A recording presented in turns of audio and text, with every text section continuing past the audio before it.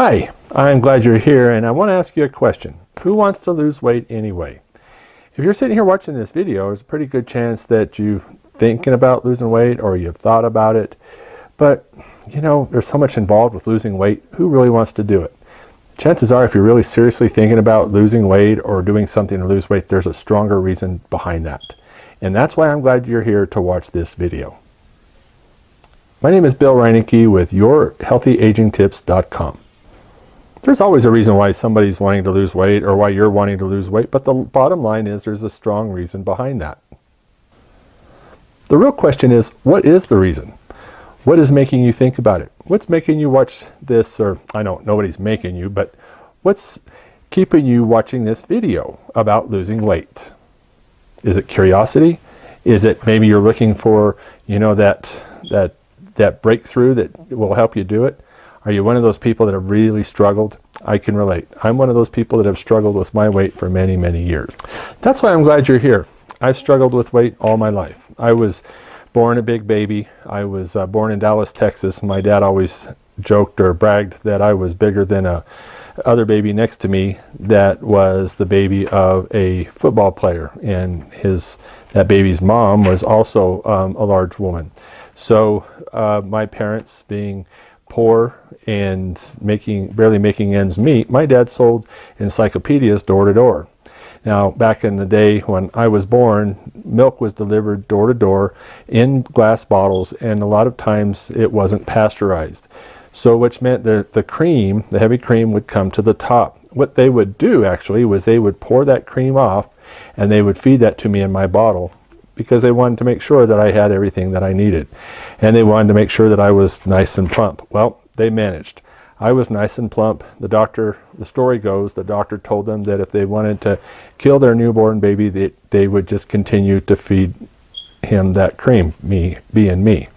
So they stopped, but nonetheless, that was just the beginning, and it continued throughout my life. I'm 52 years old now, and I several years ago came to a place where I was just tired of not being in shape. I was tired of carrying that extra weight. And for me, my why was I wanted to live the next 2/3 of my life in a very healthy manner. Yeah, I know I'm not going to live to be 200 or 150, but I have that attitude. So I needed to make changes. And so for me, I wanted to feel better. I wanted a better quality of life. And so weight loss is just one part of that equation. That's my why. You may have a different one. A lot of people, it could be different things. But the point is that those of us that struggle with that, will be something that we will probably have to watch and manage the rest of our lives.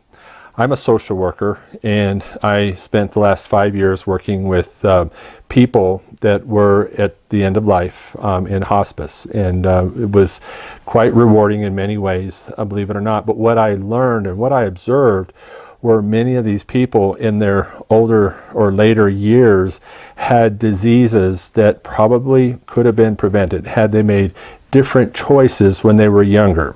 And one of them being weight loss and eating right and exercise and just all those real basic things that we always hear about, but aren't the number one thing on our list. So I got to see that firsthand, and it really made me think. So I've started that journey. I've lost lots and lots of weight, but it's really been more than that. It's really been a lifestyle change. So that is my why, but the question you need to ask yourself is, what is your why? There will always be challenges and ups and downs in this journey, and you really have to look at it as a journey. A friend of mine said one time, they were telling me about this journey that they took, or this trip they took hiking, and it seemed like that nothing seemed to go right. It was one challenge after another.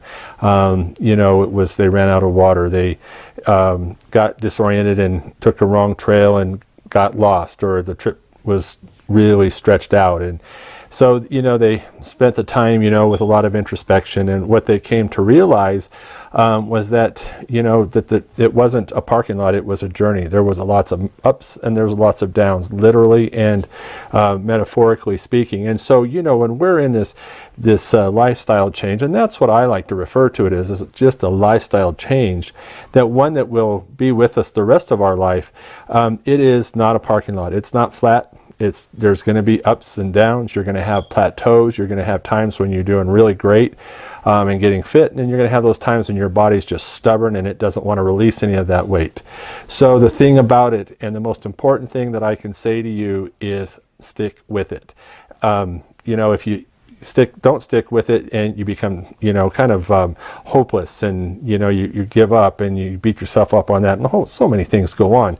But when you do get that breakthrough and you do stay with it, whether it's a month, maybe you don't meet the time goal, but the thing is that you stuck with it, and that in and of itself is very rewarding. So I just want to tell you that, like I asked a question a minute ago, who wants to lose weight? Nobody does. Who wants the ups and downs? Nobody does. But the benefit or the payoff or what's at the end of that is so rewarding. There's one other thing that I'd like to encourage you to do, and that's to take it easy on yourself, and don't be hard on yourself. And when you're, especially when it comes to health and fitness, and especially with weight loss, we're probably one of our worst critics.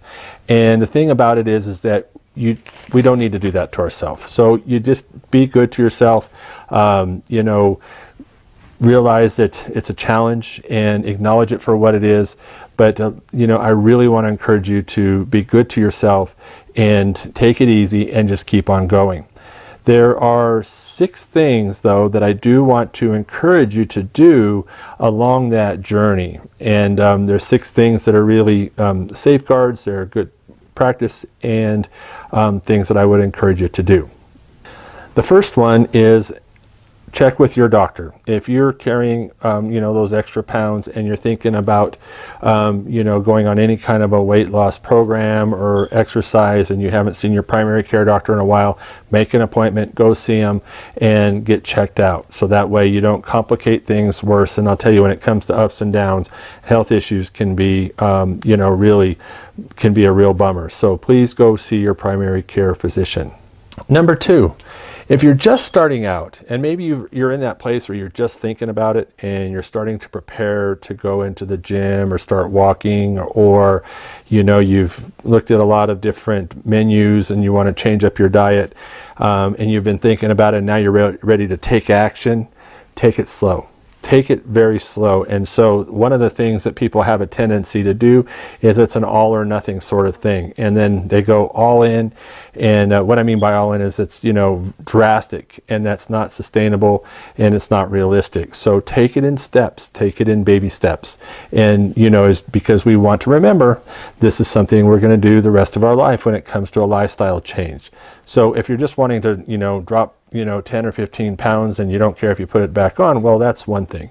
But if you're really looking at sustaining this over a long period of time, then take it in small increments.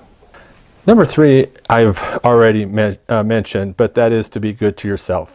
And don't be too hard on yourself. And, if you, for example, I had family in last weekend, we went out to eat.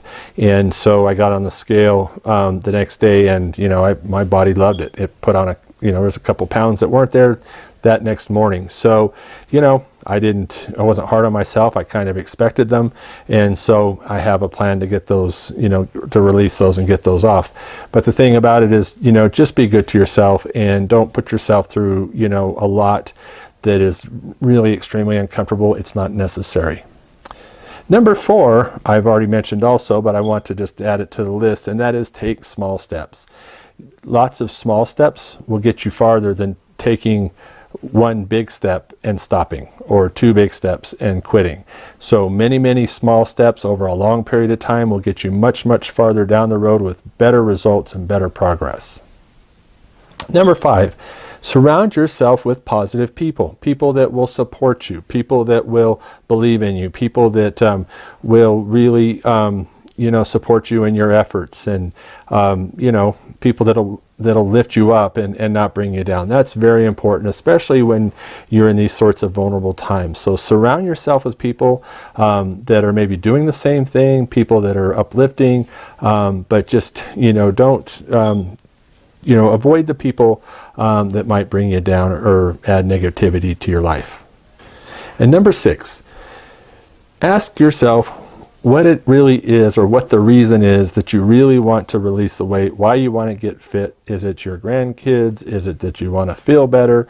Is it your children? Is it your job? Is it just, it can be one or multiple reasons, but it's really important that you identify the reasons that you really want to go through it, because it's those reasons that will actually keep you in the fight. And when you're feeling like, throwing up your hands and just saying, this isn't worth it, I don't want to, I'm going to give up. And then you think about the reasons you really want to do it and what brought you there in the first place. That is powerful. So take some time, write it down if you need to, put it in a place where you can, look at it if you need to, but just never forget the reason that you're doing all this. The reason that you're changing your diet, changing your lifestyle, exercising, whatever it may be. Thank you for watching this video, and I really want to encourage you to leave a comment down below this blog post if this is where you're seeing this video. If you're seeing this video on YouTube, please like the video, subscribe, and if you have a moment, leave me a comment down below also. And again, go for it. Take good care of yourself, and best of all, be good to yourself.